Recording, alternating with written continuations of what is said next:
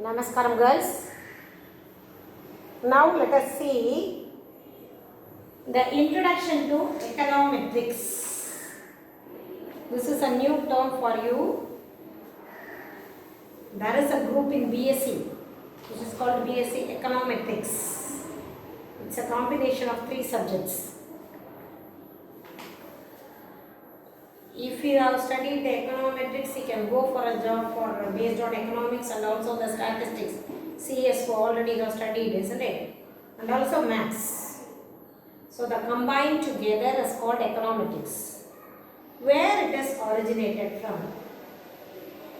As we have studied already, Irving Fisher, he has given the first mathematical equation in his quantity theory of money. Have you remembered? We learned in the 4th chapter, consumption function. Sorry, 5th chapter, monetary economics. Irving Fisher's quantity theory of money we learned, isn't it? He has given the first mathematical equation for the theory. MV is equal to PT, where M refers to the money, supply of money, V refers to the velocity of money, P refers to the price, and T refers to the standard transaction, isn't it? The volume of transaction. So, he is the first person who given the mathematical equation for this theory, quantity theory of money. MV is equal to PT. Then, Ragnar Frisch, who has coined the word micro and macro in the year 1933. So, a Norwegian economist, Ragnar Frisch, he combined the 3 subjects. He combined the 3 subjects. The integration of 3 subjects, that is mathematics, statistical method and economics as econometrics in the year 1926. So, he combined the 3 subjects, economics, statistics and mathematics, and he combined together and called the subject as econometrics in the year 1926. And the term econometrics is form of the 2, it comes from the word Greek word. It's a combination of 2 words. The word econometrics is derived from the Greek word, the 2 words which means okovoia and itpo. Okovoia means economy, itpo means measure. So, this is measuring the economy. Econometrics is nothing but by the equations and calculation we are measuring the economy, how it is, the growth of economics, the development of economics and other things. Already I told it is a combination of 3 subjects, isn't it? So, it is the integration of 3 subjects and it is easily understood by the following Venn diagram representation. See, I have given the diagram which you have Venn diagram already have learned in your previous classes, isn't it? Economics, statistics and maths. If you learn economics and statistics together, it is called economic statistics. Maths and together we can call it as maths, statistical maths or statistical maths. If you learn economics and maths, it is called mathematical economics. So if you combine the 2 subjects, you will get a new subject, isn't it? This is economic statistics, mathematical economics and mathematical statistics. Sorry, mathematical statistics and economic statistics and mathematical economics. See here, the center part is the combination of all 3 subjects. So this is called econometrics. Combination of all 3 subjects is called econometrics. See, economics and maths, if you combine, you will get mathematical economics. Economics and maths, if you combine, you will get mathematical economics. Mathematical economics and statistics econometrics is econometrics, all the three. Economics, statistics, maths and data are also combined. If you combine all the three, you will get econometrics. Now let us see what are all the objective of econometrics. What is econometrics we have studied. Now let us see the objectives of econometrics. Already we learned what is econometrics, isn't it? It is combination or integration of three subjects, that is economics, mathematics and statistics. Why this subject has been developed? What is the need of this subject? What is the need of the study of econometrics? So that we are going to learn in the under the heading of objectives of econometrics. So the general objective is it helps to explain the behavior of forthcoming period, that is forecasting economic phenomena, isn't it? What would happen in the future? That we can learn with the help of this econometrics, isn't it? If we are given the empirical data, we would predict what would happen, the forecasting forthcoming period, how it will be, and we can also forecast the economic phenomenon, what are the crises will arise. Everything we can analyze with the help of econometrics. Because it is a combination of three subjects, it will give you the equations, it will give you the result. Based on the result, we can explain what will happen in the future. And it helps to prove the old and established relationship among the variables or the between variables. Already I told, isn't it? If you study about two variables, x on y or y on x, or else if you study the height, average, whatever it may be, so you can study the variables, you study the relationship of the variables. And then it also helps to establish new theories and new relationship, isn't it? So while you are comparing two variables, or if you are study the relationship between among the variables or between the variables, from that a new theory will emerge, isn't it? If they come to a conclusion, if they get a result, with the result or with the problem, they will create, they will invent or new innovations, new theories will emerge. And it is also helps to test the hypothesis or the estimation of the parameter. Usually, economics is only based on the hypothesis, assumptions. So it is helped to assume that whether it is possible, applicable in the future, whether the assumptions will be worked out. Everything we can calculate with the help of the econometrics. Now already I told this is a combination of three subjects. So how it will be? What is the methodology of econometrics? So while you speak the econometrics, it is an econometric methodology consisting of the following steps. They have given the 8 steps, that is first one, statement of the theory or hypothesis. So this econometrics is based on the theory or the hypothesis. It is the specification of the mathematical model of the theory.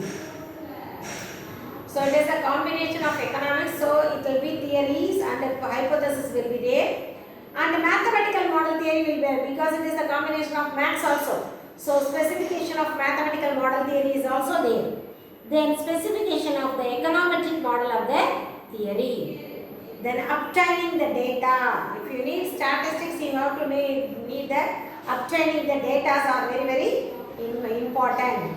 And the estimation of the parameter of the econometric model. And the hypothesis testing. Forecasting or prediction. Forecasting or prediction.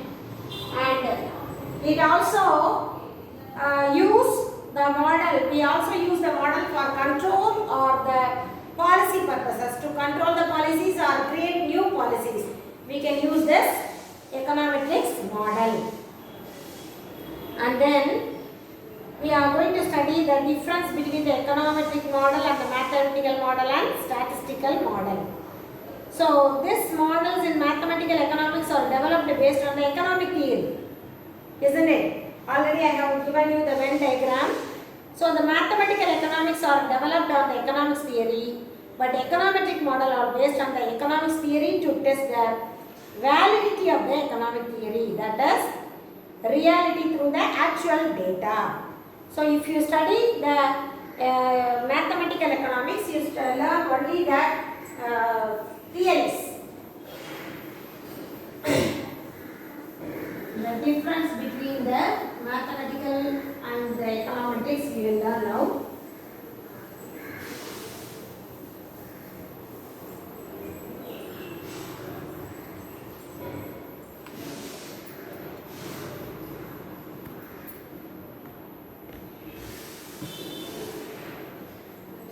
So, mathematical economics developed on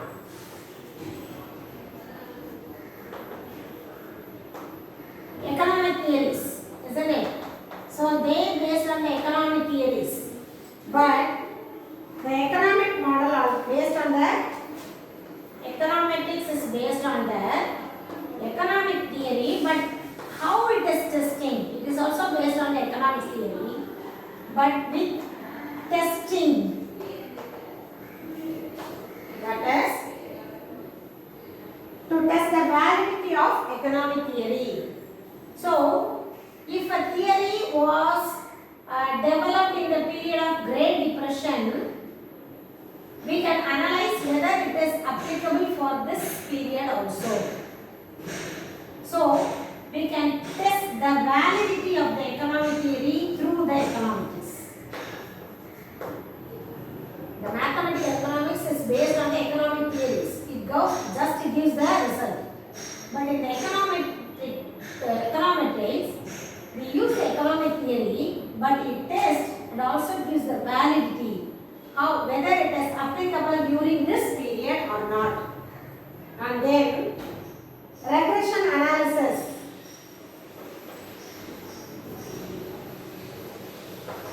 That we studied, isn't it? Regression analysis in statistics, it doesn't concentrate more on error term, but the econometrics model concentrates on error term. So it doesn't concentrate on error.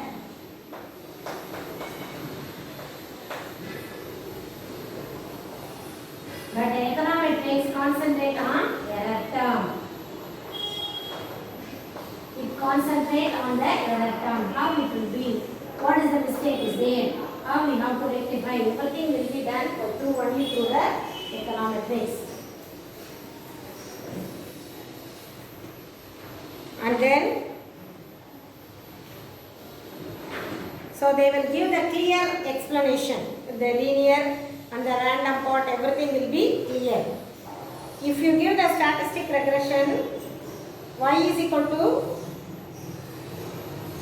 beta naught plus beta 1 and x1, the econometrics also considered that yi is equal to ui also.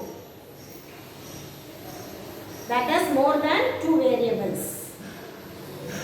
And then we are going to study the assumptions of the linear regression model. So they have given the linear regression model based on certain assumptions, that is distribution of random variable, and some of them refer to the relationship between ui and the explanatory variable, and some of them will give the utilization, that is u, the explanatory variable. And then the assumption u is a random real variable, that is u may be assumed positive, negative or 0, and sometimes it will be 0 also. The variance of u is constant for all the values of u, and the u has a normal distribution. The covariance of u with any other u1 are equal to 0. So they have given the relationship and other things with the assumptions of the linear regression. Then we are going to see the official statistics. What is official statistics? That you can go through the assumption and other things. And then the last topic, official statistics.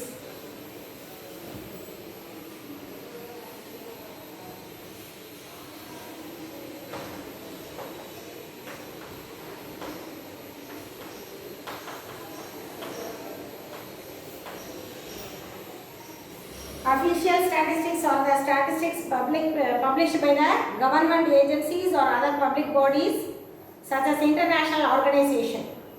So they all provide a qualitative, quantitative. So the official statistics is a statistics published by the government, by the national or international.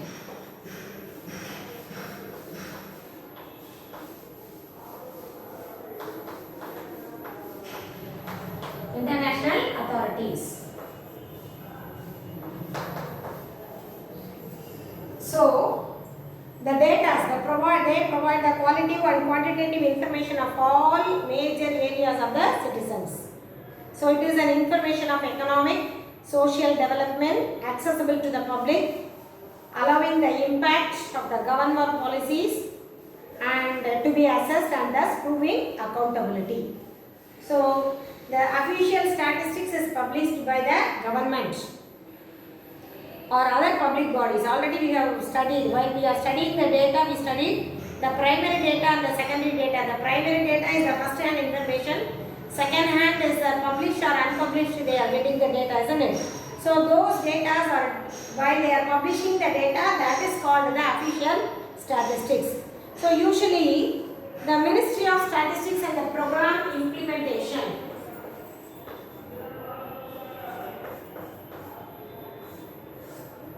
Ministry of Statistics and the public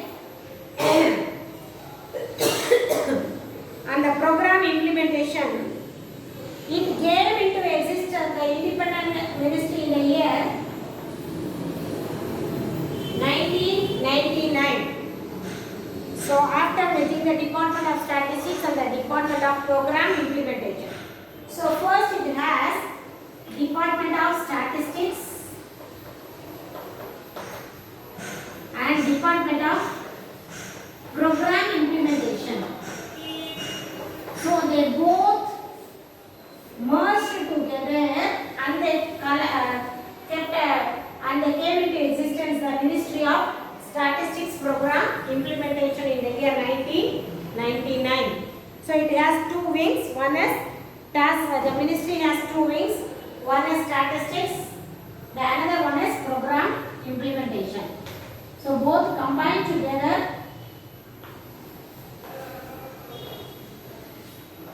one is statistics, the another one is program implementation. So both together they work and they give you the data in the informations. So the statistics wing called CSO and NSO. It has two wings, that is National Statistics Organization and State Statistical Organization, Central Statistics Organization and National Statistics Organization, CSO and NSSO. National Statistics Organization and Central Statistical Office. And the Central Statistics Office, CSO, it is one of the two wings of the National Statistical Organization. It is responsible for the coordination of the statistical activity, and it includes the national accounting, annual survey of industries, economic census, completion of index of industrial production and consumer price index. All these things you have studied, isn't it?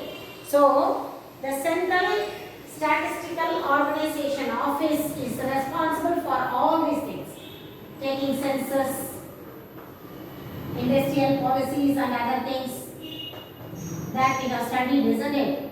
So these things are done only by the CSO. So wherever you have seen the data, the numerical data they have given, at the bottom of the table they have given the source Central Statistical Office or Central Statistical Organization. That means the data, given data is by established or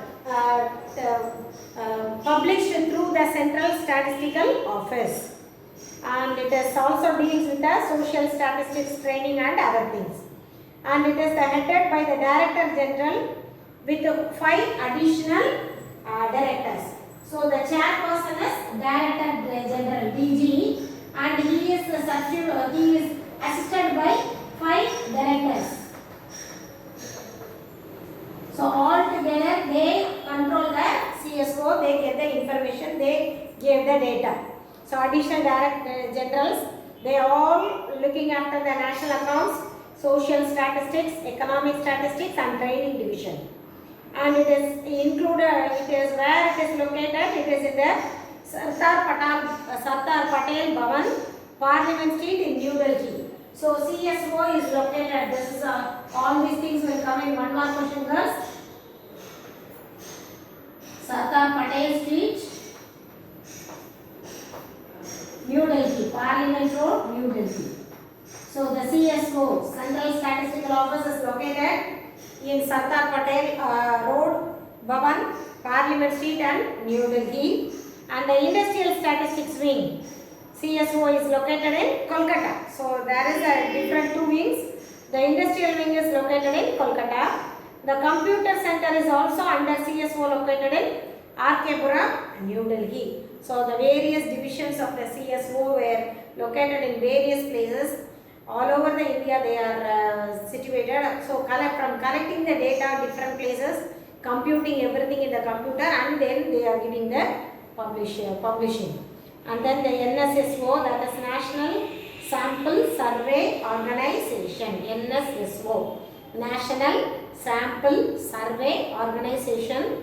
It was known as National Sample Survey Office, and it is under the control of the Ministry of Statistics and the Government of India, and it was established in the year 1950. So it was established in the year 1950. And it has 4 divisions, that is SDRD, Survey Design and Research Division, FOD, DPD. SDRD, FOD, DPD and CPD.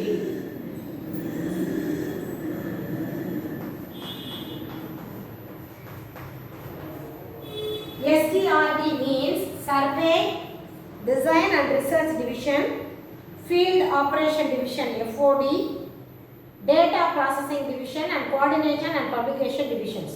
So it has 3 wings.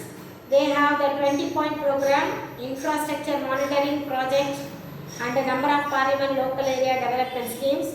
So beside these, they have the National Statistical Commission through the MOSPI, that I said, Ministry of Statistical Program Implementation, and it is an autonomous institute, that is Indian Statistical Institute declared as an institute of national importance by the Act of Parliament. So these are the things, official statistics they have given, when and where was the CSO formed or NSSO formed, what are the departments are there, what are the works are done by them, everything given in the official statistics. With this, we come to the end of this lesson. That 12th standard, almost all the lessons are over. The duty is with you to study all the lessons. So concentrate on your studies. Don't omit any questions while you are writing. Read the lessons thoroughly. While you are reading, take a pencil, keep it with you. Underline the words wherever you are coming across years and the name of the person, the place they have born, or the place it is located, everything you have to underline. It will be easy for you to answer the one-word questions. So read the lessons thoroughly, understand the lesson. Thank you, girls.